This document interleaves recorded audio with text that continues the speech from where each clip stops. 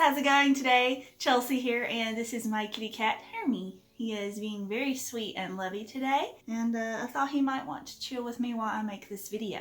It is very hot. Say hi, Hermie.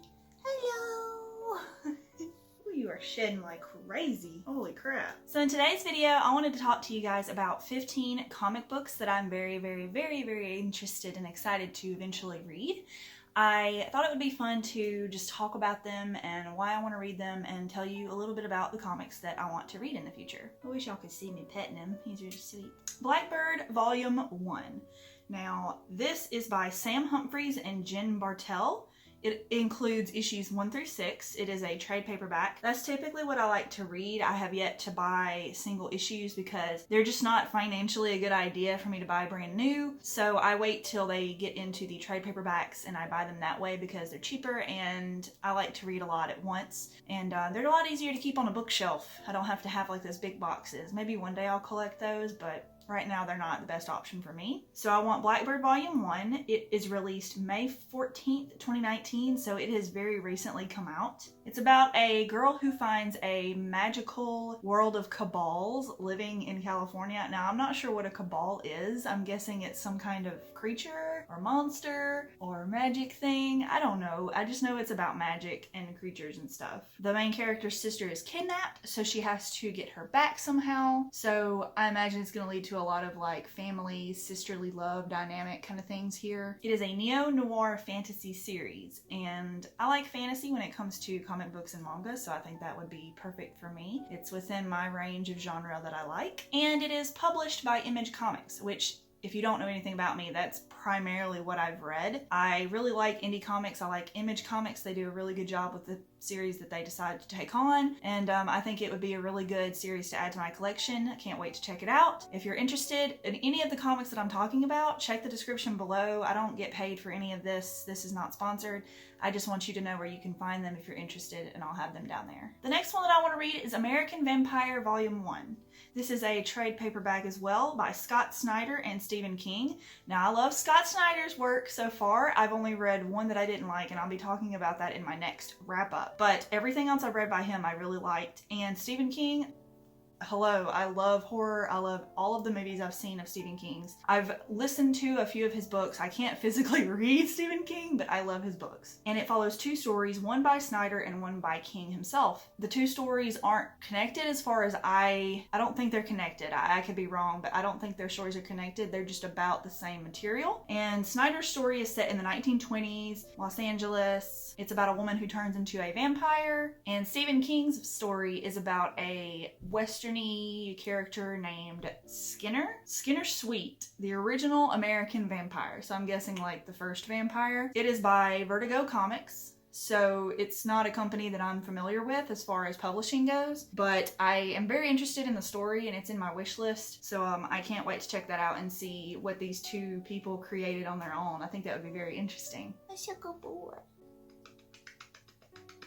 The next one I want to read is Blackwood Volume 1. It has issues 1 through 4 of the series. I don't know how long the series actually is, so that might be all of it. I don't know. It's by Dark Horse Books, which I have read some Dark Horse before. They do a really good job of creating and making some really good stuff. It's about 4 teenagers with haunted pasts. They enroll in a college called Blackwood that trains students in the occult. So I imagine it's like Harry Potter, but for like witches and demons and like occult things. I think that'd be very fun. I haven't heard anyone really talk about it, but maybe once a long time ago, but it just sounded really interesting to me, so I kind of want to check that out. She-Hulk Volume 1. Now, I've never read a superhero comic. That might sound strange because that's typically what you think of is like Marvel and DC and all that. But I've yet to do it because I guess I'm a little nervous that I won't like them, and I really like the movies and the characters a lot. So I feel like I've been a little hesitant to pick up a superhero comic than I normally would be. So I'm interested to pick up this one because it's about She-Hulk, who in this version of the comic is a lawyer, girl power. She is a killer attorney, as it says on the cover, with a pile of degrees and professional respect. It is by Marvel, of course, issues 1 through 6. So I would get a good taste of it and know if I liked it or not by the 6th volume, hopefully, so I would know if I wanted to continue it, because I assume this one's a fairly long series. It sounds like a good time. I'm interested to see what they did with her character, and I've heard a lot of people say they really like this one. Lumberjanes Volume 1. Now, I know most women have heard of Lumberjanes. It's a very popular series right now, as far as I've heard from the comic YouTube world. By Noelle Stevenson and Shannon Waters.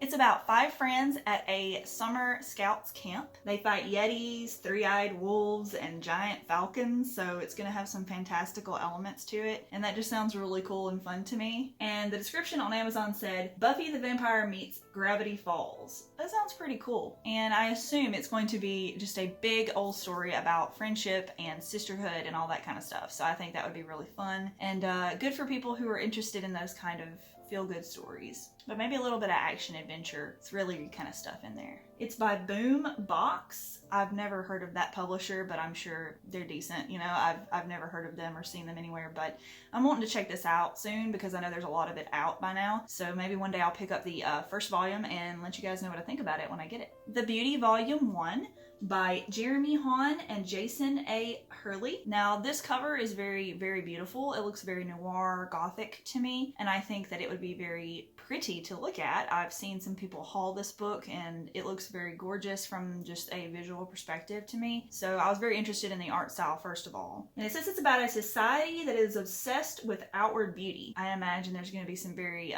interesting ways to get beautiful. Getting gorgeous is one STD away. So apparently in this world, all you have to do to be the most beautiful is get this specific STD. And that's very intriguing to me. I wonder if it's going to be very adult, like showing these things, or if it's just going to be implied. But I think it's probably going to be 18 plus if I had to guess. That sounds like a very interesting concept to me. I think that would be very fun, like weird and gross and creepy.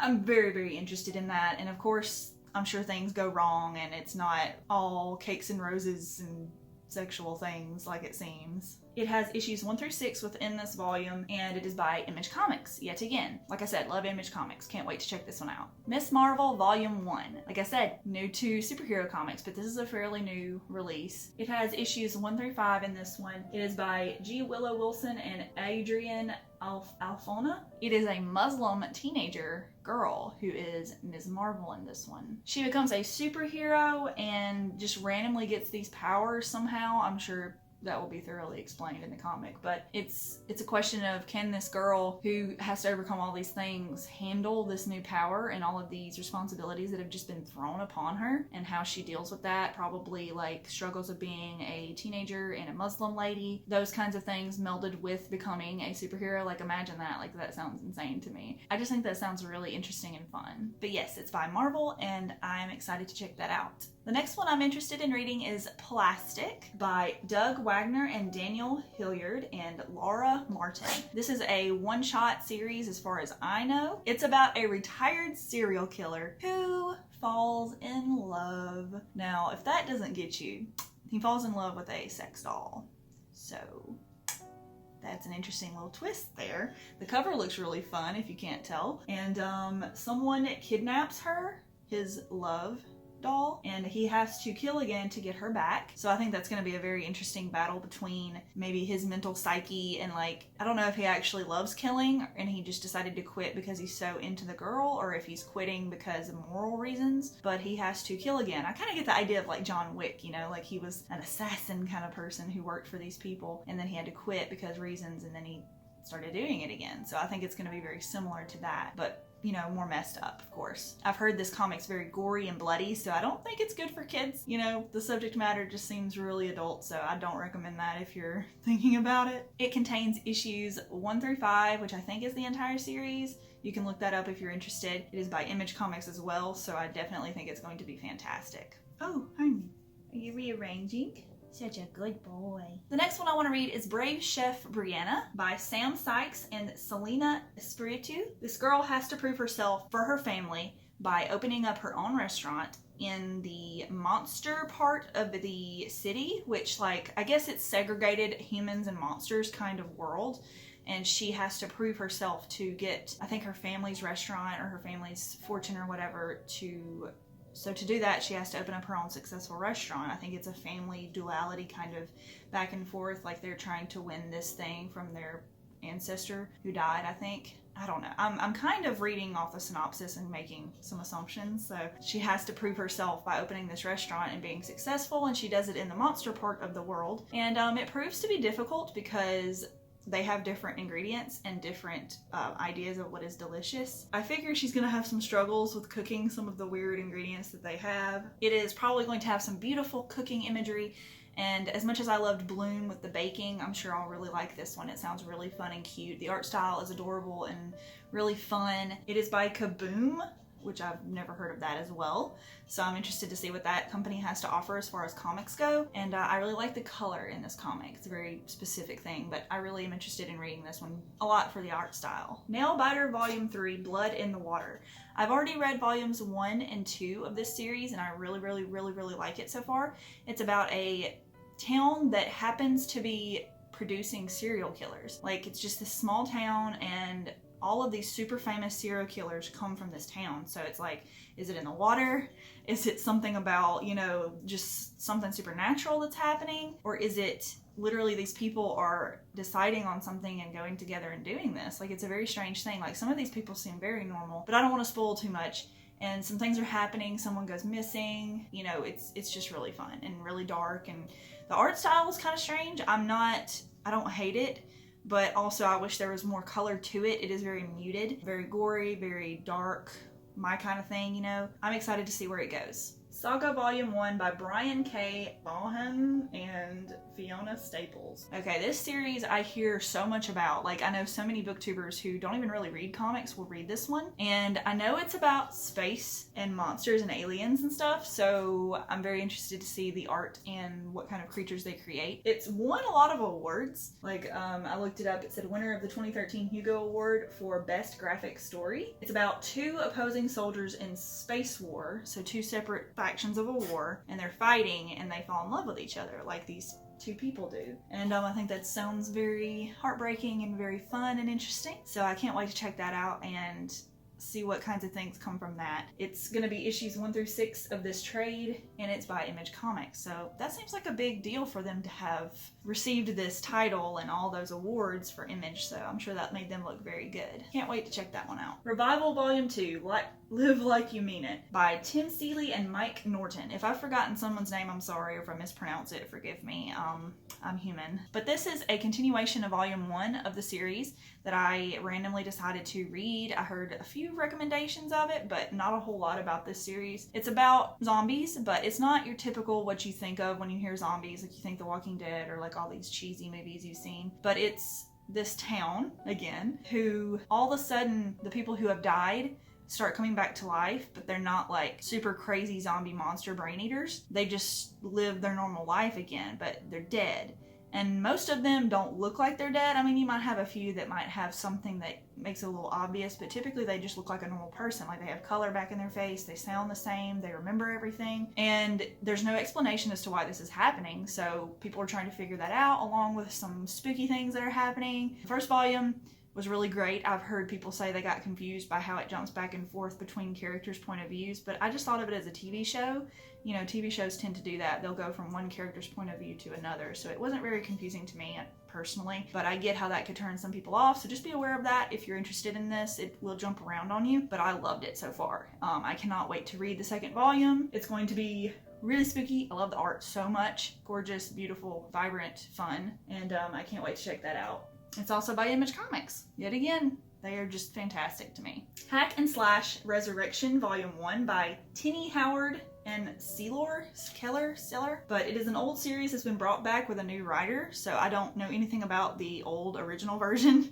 I'll have to definitely check that out if I enjoy this one, because the art is very fun. I heard Nerdburger talk about this one a little bit once a while back, and it just sounded really fun to me, and I think I want to check it out. It's about a girl named Cassie Hack who has to pick up the bat once again to defend the kids at Camp Indigo River. So it sounds gory, and it says sexy, twisted, and funny and gory.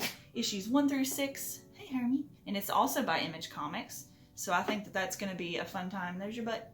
That's nice. You want to sit there? You can sit there if you want. That's fine. He's being really cuddly today. I don't understand. Some days he's just like, I need my mom, and some days he's like, no, don't touch me. Like I said, by Image Comics, so I think it'll be a really fun time. A fun girl power monster fighting kind of thing. Number 14 of comics I want to read is the Unbeatable Squirrel Girl Volume 1.